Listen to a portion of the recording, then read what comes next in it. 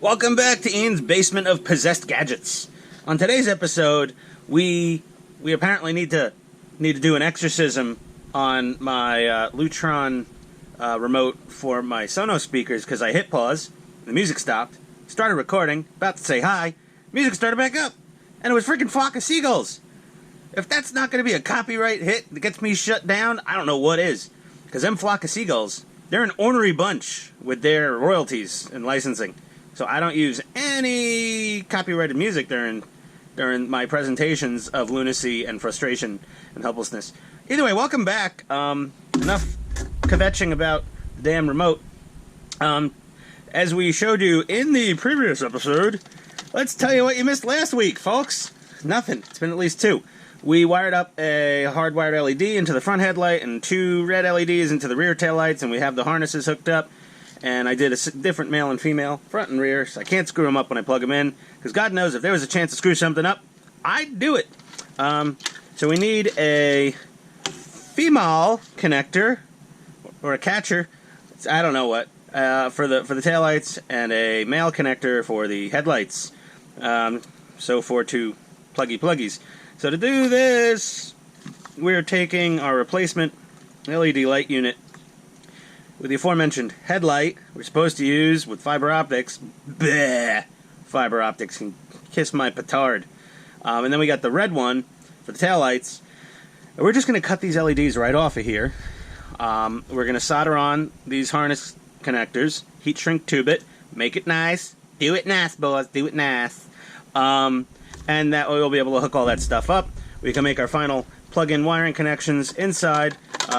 Oh, I didn't bolt the speaker down. We bolt the speaker down, close up this clamshell of a Russian monster, and we'll basically have a tank. At that point, then the real fun begins. I gotta paint this thing. So that's like, yeah. Either way, let's get that done. I'll be back. Oh, comrades, we are back. And she's all buttoned up. Well, no tracks on it, because I still gotta paint this thing. So what we're gonna do, do you all want a function test? I know you want a function test. I bent that little guy. Someone's gonna see it and be like, Ian, you bent your hatch. You bent your hatch. Oh, there we go. Perfect. There we go. Fixed. Function test. So we got the power switch fadaddled in there. The volume is on. Yikes! Right now. Sorry about the noise. I just don't feel like pulling this thing apart again to adjust the volume knob. And we cannot control the volume with the fancy radio, because this is an old DMD. Yeah, she's loud. She's loud.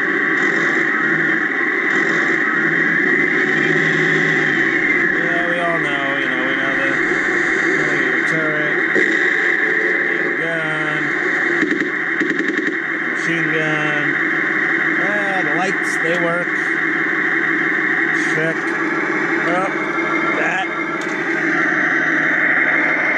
Those guys. I don't know if the red shows up so well on the GoPro. But, oh, Christ. Lose my hearing. Ah, help me. There we go. Alright, flip the little switchy off.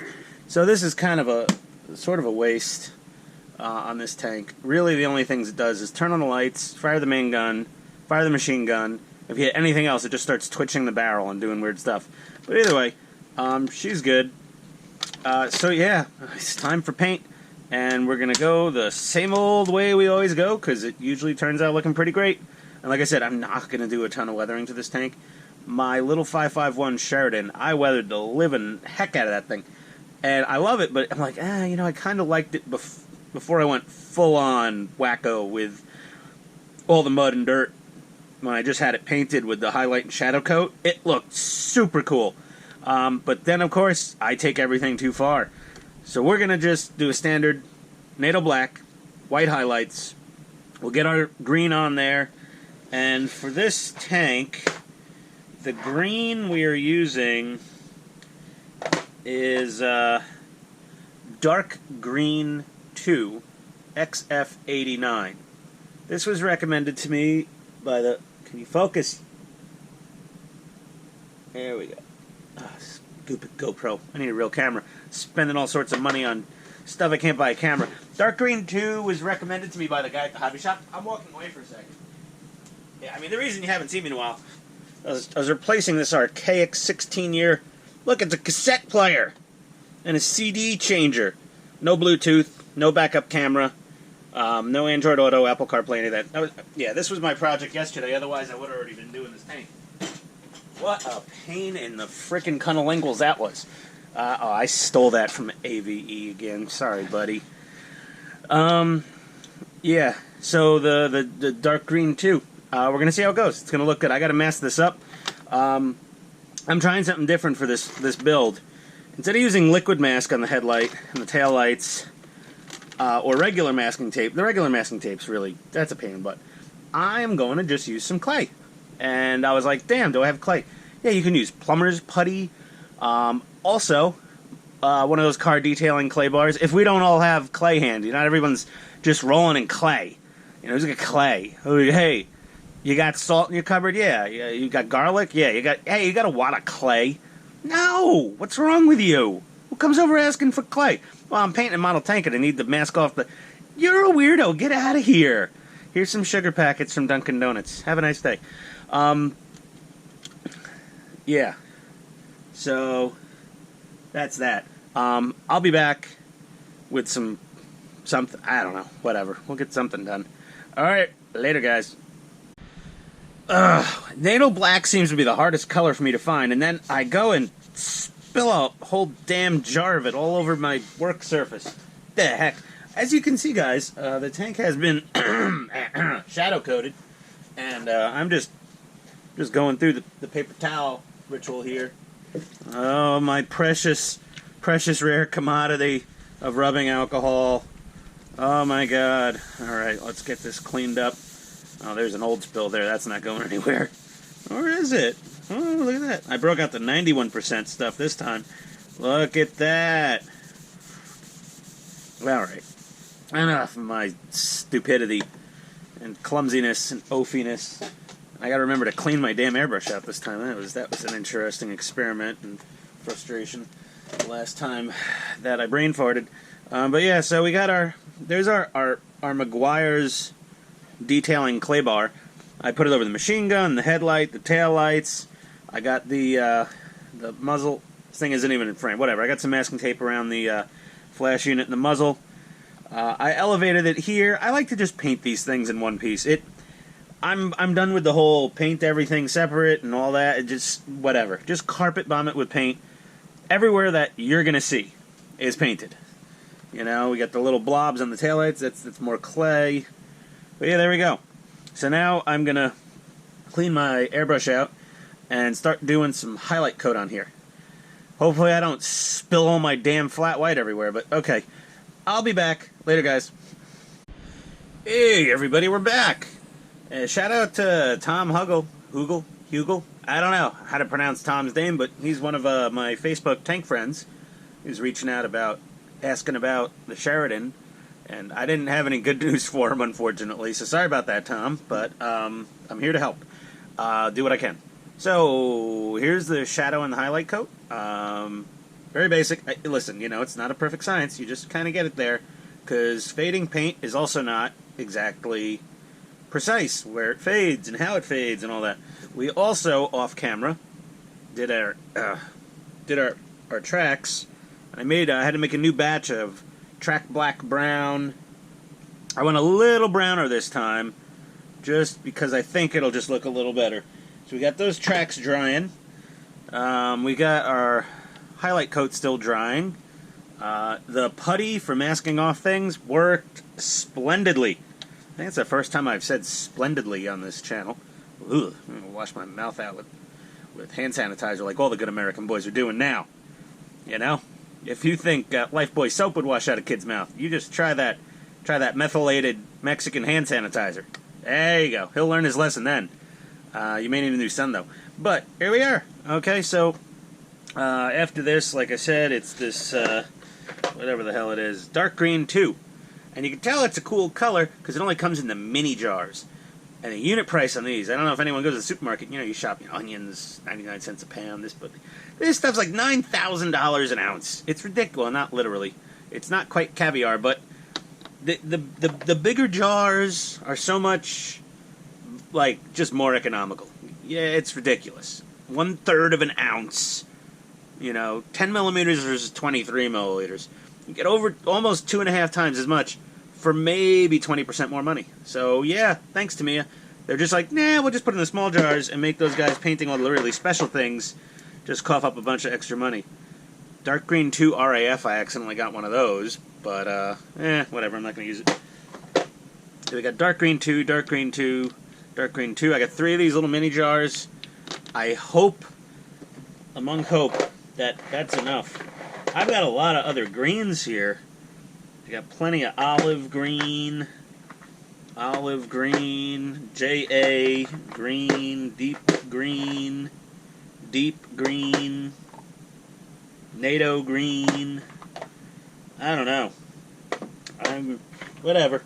The Russians, they painted with what they had. Dmitri just grabbed the can of paint, just started painting. Shut up, I pick colors, good, I make good colors. No, Dmitri can't paint for crap.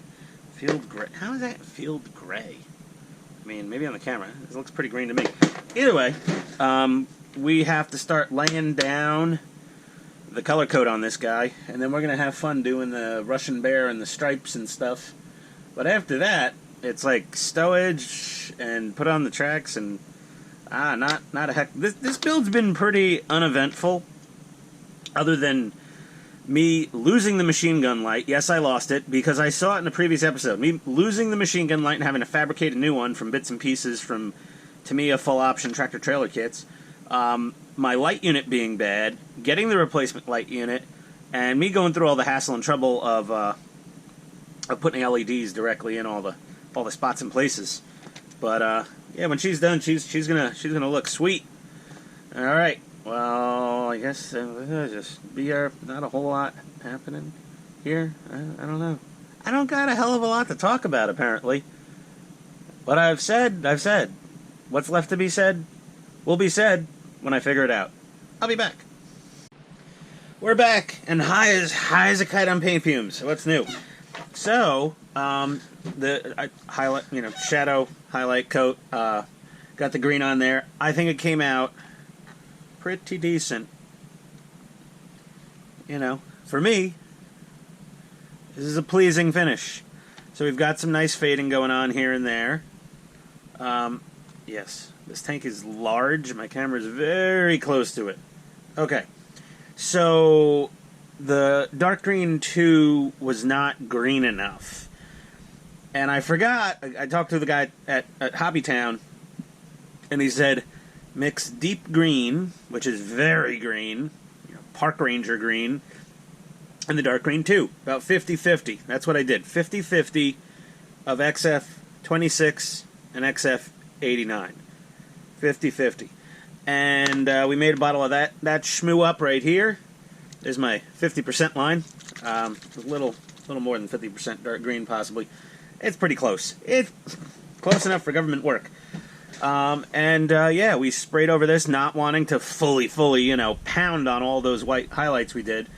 And everything looks good. I'm going to add a little more paint to the wheels at some point. I'm going to add a lot of weathering, oil, all this other stuff. So the wheels, we're not worried about perfection on these just yet.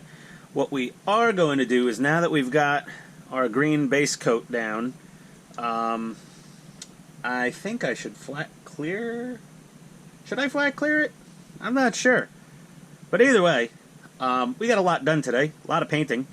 Finalized all the contraptions and electronics inside of this thing. And yeah, we're ready. Yeah. We're gonna flat clear this, and then I have to evacuate the basement to let that dry off. So we're gonna do that, and then the next step after the flat clear is getting all this done. These stripes, decals, numbers, stowage. That's the long slog. Is all the final details on it. I mean, you could just build the damn tank, bare plastic, and, drive it around, but what fun is that? We like to torture ourselves down here. So, yeah, I'm going to flat clear this and get the hell out of here. It's the end of this part of the video. We'll be back next week, the week after, whatever. Oh, I've got a dushka coming. No, not a douche. A dushka. This is one of those 50 cal Dushka things, and this was made in Russia, so it should be really cool, but it's that cast resin stuff, and it looked better on the Bay of Ease than in real life. It looks like it's going to be a pain in the ass. So I ordered another one off of Shapeways, designed for World War II tanks, 16th scale, 3D printed. That just shipped, so that should be here sometime this week, I think. And we'll be putting a douche gun on the top of this sucker. Alright, guys. Well, enjoy the rest of your lovely weekends or miserable lives, whichever one you live. Have fun. I'll see you next time.